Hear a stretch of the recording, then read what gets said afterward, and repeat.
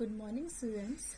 Now, today we are going to start what matter can changes its state. Okay. हम लोग यहाँ पे ये पढ़ने जा रहे हैं कि क्या मैटर हमारे जो होते हैं वो क्या चेंज कर सकते हैं स्टेट. ठीक है. जैसे कि आप लोगों ने ऑब्जर्व किया होगा, जैसे कि गर्मी का मौसम आ रहा है. ठीक है. हम लोगों ने बर्फ ली, बर्फ थोड़ी देर बाद क्या हो जाती है, पिघल जाती है. ठीक है. बिना कुछ किए ही पिघल जाती है. तो इसमें क्या हुआ, जो हमारा सॉलिड स्टेट में था आइस, सॉलिड स्टेट में था, वो किस में चेंज हो गया, लिक्विड स्टेट में. ठीक है. ये कैसे हो गया, हमने तो कुछ किया नहीं, बट हुआ कैसे, कैसे हुआ यही हमें आगे पढ़ना है. ठीक है. जैसे कि क्या, गर्मी का मौसम है. ठीक है. तो हमारा टेम्परेचर क्या हो जाता है, राइज हो जाता है. जब टेम्परेचर राइज होता है तो हमारा सॉलिड से लिक्विड में चेंजेस हो जाते हैं मटेरियल्स में. ठीक. ऐसे ही हम पढ़ेंगे, मतलब चेंजिंग टेम्परेचर. अगर हम टेम्परेचर चेंज करते हैं तो, और चेंजिंग प्रेशर, और अगर हम प्रेशर चेंज करते हैं तो इन दोनों को क्या इफेक्ट आता है मैटर के स्टेट में चेंज होने का, वो हम स्टडी करेंगे. फॉर एग्जाम्पल, मैंने एक ये ब्लॉक डायग्राम बनाया है. ब्लॉक डायग्राम में क्या शो कर रहा है कि एक सॉलिड स्टेट में कोई मटेरियल है. ठीक है. फॉर एग्जाम्पल कि हमने ले लिया ice. Okay. This is the best example, that's why I am taking all this. Okay. Solid state ले लिया. ठीक. अब इसको अगर हमने हीट प्रोवाइड किया, ठीक है, हीट प्रोवाइड किया तो वो क्या हो जाएगा, लिक्विड स्टेट में चेंज हो जाएगा. मीन्स व्हाट, वाटर में चेंज हो जाएगा. ठीक है. अब अगर हमने दोबारा से उसको बहुत ज्यादा हीट किया तो वो वाटर किस में चेंज हो जाएगा, स्टीम में, जिसे हम बोलते हैं ना भाप. ठीक है. तो क्या हो जाएगा, वो गैसियस स्टेट में. ठीक है. दिस इज व्हाट, फॉरवर्ड हमने चेंज किया कि सॉलिड से लिक्विड, लिक्विड से गैस. क्या किया हमने, हीट को बढ़ाया, मतलब टेम्परेचर बढ़ाया, दैट मीन्स हीट प्रोवाइड की. ओके. अब अगर क्या है, अगर हम टेम्परेचर कम करते हैं, ठीक है, कम करने का मतलब क्या है, कूल डाउन करते हैं. जैसे कोई गैसियस चीजें हैं, ठीक है, कोई भी गैस में मटेरियल है. ठीक. अब हमने उसको क्या किया, कूल किया, तो वो किस में चेंज हो जाएगा, लिक्विड में. सपोज दैट हमने स्टीम लिया, अगर हम आइस वाटर का एग्जाम्पल ले रहे हैं, स्टीम की बात कर लें अगर हम, तो स्टीम को हमने क्या किया, कूल किया. ठीक है. कंडेंस का मतलब, कूल का मतलब कंडेंस किया. कंडेंस किया तो वो किस में चेंज हो जाएगा, लिक्विड स्टेट में. हाँ. लिक्विड के बाद वो किस में चेंज हो जाएगा, अगर हम दोबारा कूल करेंगे तो सॉलिड स्टेट में. अब ये वाला कंडीशन आप समझिए कि जैसे आपने कुकिंग के लिए कुछ चढ़ाया, सपोज आप पानी चढ़ाया, ठीक है, और उस वेसल पे हमने कोई प्लेट रख दी. थोड़ी देर बाद देखेंगे तो क्या होता है, वो अंदर से इनर में क्या हो जाती है, लिक्विड स्टेट में आ जाती है. वो जो स्टीम उठता है, स्टीम के बाद वो क्या होता है, जो ड्रॉपलेट्स प्रेजेंट होती हैं हमारी, वो इनर साइड पे प्लेट पे आ जाती हैं. वो क्यों होती हैं, क्योंकि वहां पे ऊपर का टेम्परेचर हमारा क्या हो जाता है, थोड़ा लो हो जाता है. दैट मीन्स कि कूल हो जाता है. कूल होने की वजह से हमारा जो गैसेस स्टीम बन रहा था पानी में, जो हमने बॉईल करने के लिए चढ़ाया है, वो किस में चेंज हो जाएगा, लिक्विड स्टेट में. ठीक है. और वही लिक्विड स्टेट को अगर आप दोबारा से कूल कर दोगे, फ्रिज में रख दोगे, तो वो क्या बन जाएगी, ice. Means what, solid state. This is clear. Solid state, liquid state, gas state. If हमने टेम्परेचर बढ़ाया तो फॉरवर्ड में हो जाएगा, मीन्स हीट कर देगा. एंड अगर हमने इसको टेम्परेचर कम किया, इट मीन्स गैसियस से लिक्विड, लिक्विड से सॉलिड. ओके. अब होता क्या है, अब हमने ये तो बता दिया कि टेम्परेचर बढ़ाने पे हमारा जो चीजें थी चेंज हो रही थी. ठीक है. बट टेम्परेचर बढ़ाने से ऐसा क्या होता है जिसकी वजह से हमारा जो स्टेट्स ऑफ मैटर है वो चेंज करता है, तो उसके बारे में पढ़ते हैं. ठीक है. अगर हम टेम्परेचर बढ़ाते हैं, means on increasing temperature of the solid, अगर हमने सॉलिड का टेम्परेचर बढ़ाया तो क्या होंगे, जो उनके पार्टिकल प्रेजेंट थे उनकी काइनेटिक एनर्जी क्या हो जाएगी, बढ़ जाएगी. ठीक है. बढ़ने का मतलब वो थोड़ा दूर दूर हो जाएंगे, right. Due to which it start vibrating, तो वो क्या करने लगेंगे, वाइब्रेट करने लगेंगे. Vibrating at greater speed. जब कोई भी पार्टिकल है, अगर ये तेजी से मूव करने लगेगा तो क्या होगा, इनके बीच का फोर्स ऑफ अट्रैक्शन जो है वो उसको ओवरकम कर जाएगा. मीन्स कि इनके जो बीच का जो फोर्स ऑफ अट्रैक्शन है वो टूट जाएगा, और वो ये पार्टिकल प्रेजेंट होके यहाँ प्रेजेंट हो जाएगा मूव करके. इट मीन्स इस पार्टिकल और इस पार्टिकल में क्या हो गया, हमारा स्पेसिंग ज्यादा हो गई. ज्यादा होने का मतलब क्या है कि अगर वो चीजें सॉलिड में थी तो किस में चेंज हो गई, लिक्विड में चेंज हो गई. क्लियर. उनका स्पेसिंग ज्यादा हो गया, सॉलिड से लिक्विड में चेंज हो गया. और अगर लिक्विड में है, टेम्परेचर बढ़ाएंगे तो क्या हो जाएगा, गैसेस चेंज हो जाएगा. क्यों, क्योंकि वो और दूर हो जाएंगे. ओके. अब हम लोग आते हैं प्रेशर. ठीक है. अगर हम लोग प्रेशर की बात करें, अगर हम प्रेशर बढ़ाते हैं, ठीक, ये ऑब्जेक्ट रखा है हमने, ठीक है, इस पे हमने प्रेशर बढ़ाया तो क्या होगा, इसके जो पार्टिकल्स है वो फैलने लगेंगे. मीन्स व्हाट, फैलने मीन्स व्हाट, कि इसके जो पार्टिकल्स है वो दूर जाने लगेंगे। हाँ, दूर जाने का मतलब क्या है, अगर हमने इसको इस पे प्रेशर दबाया तो ये कैसा हो जाएगा, ऐसे फ्लैट सा हो जाएगा, ठीक है। लेकिन अगर हम जैसे कि लिक्विड लेते हैं, ठीक है, अगर हमने इस पे प्रेशर किया तो क्या हो जाएगा, ये जो पार्टिकल्स है वो पास पास आ जाएंगे, राइट। पास पास आ जाएंगे तो क्या हो जाएगा, वो सॉलिड में चेंज हो जाएगा, ठीक है।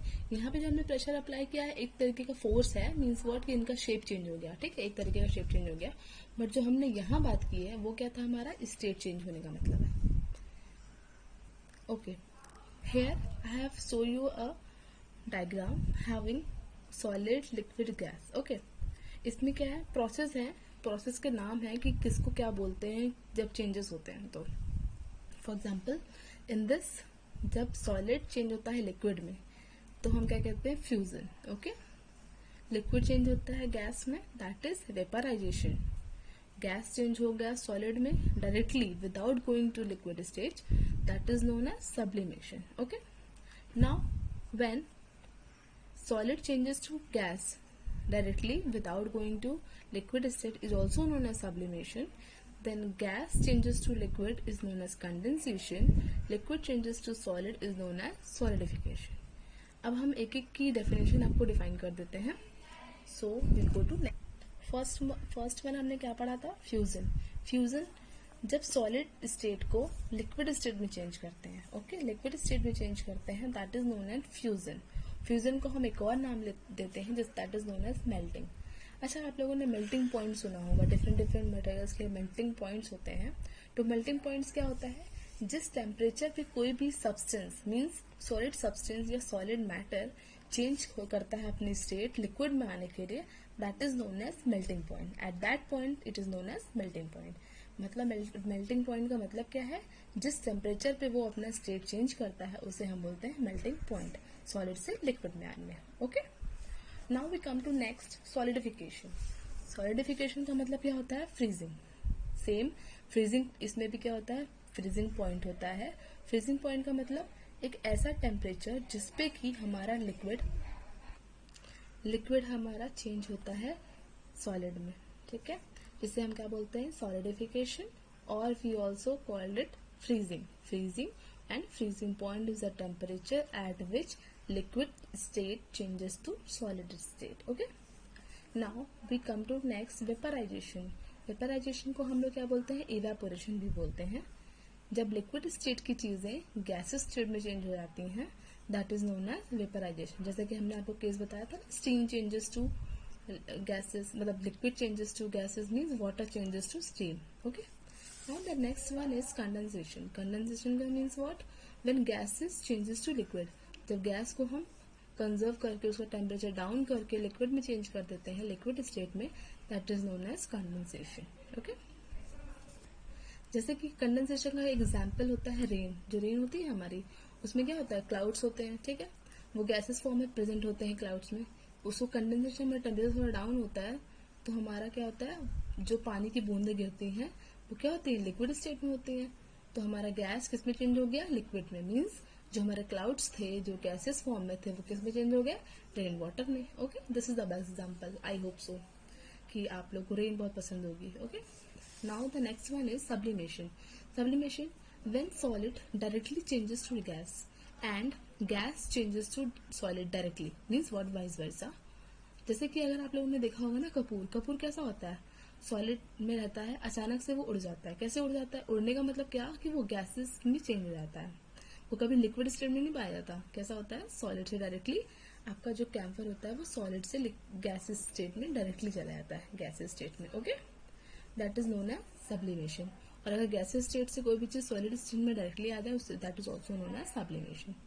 ओके, अब हमारे पास एक टॉपिक आता है, evaporation causes cooling. Means what, जैसे हमने बताया था ना, जब लिक्विड स्टेट को चेंज करते हैं गैसेस स्टेट में तो उसे हम वेपराइजेशन या फिर इवेपोरेशन बोलते हैं, ठीक है। बट इवेपोरेशन से क्या होता है, हमारी कूलिंग होती है। कूलिंग क्यों, जैसे कि अगर हम एक ओपन वेसल ले ले, मीन्स एक कोई बर्तन ले ले, the liquid keeps on evaporating. तो अब जैसे हमने कोई बर्तन ले लिया, ठीक है, इसमें यहाँ पे हमने पानी रखा है, तो क्या होगा, गर्मी के दिन में जब टेम्परेचर बढ़ा होता है तो क्या होता है, इसमें से पानी उड़ने लगता है ना, उड़ने लगता है। जैसे हम कपड़े डालते हैं तो क्या होता है, कपड़े में से पानी उड़ने लगता है। उड़ने का मतलब इवेपोरेट होने लगता है, ठीक है। तो इवेपोरेट होता रहता है। The particle of liquid absorb energy, तो जो इसमें जो पार्टिकल्स हैं वो क्या करती हैं, एनर्जी एब्जॉर्ब करती हैं from the surrounding to regain the energy loss during evaporation. इनका कुछ पार्टिकल इवेपोरेट हो रहा है, तो जो और बचा है वो क्या करेगा, एनर्जी लेकर सराउंडिंग से, ठीक है। और जो सराउंडिंग से एनर्जी लेता है उसकी वजह से वो क्या हो जाता है, कूल कर देता है।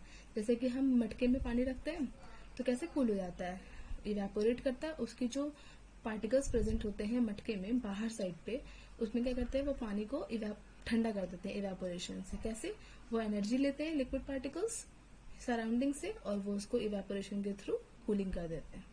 Okay, now this is the end of this chapter. Now you have to make notes of this chapter, what I have studied to you, and solve the NCERT questions with numericals.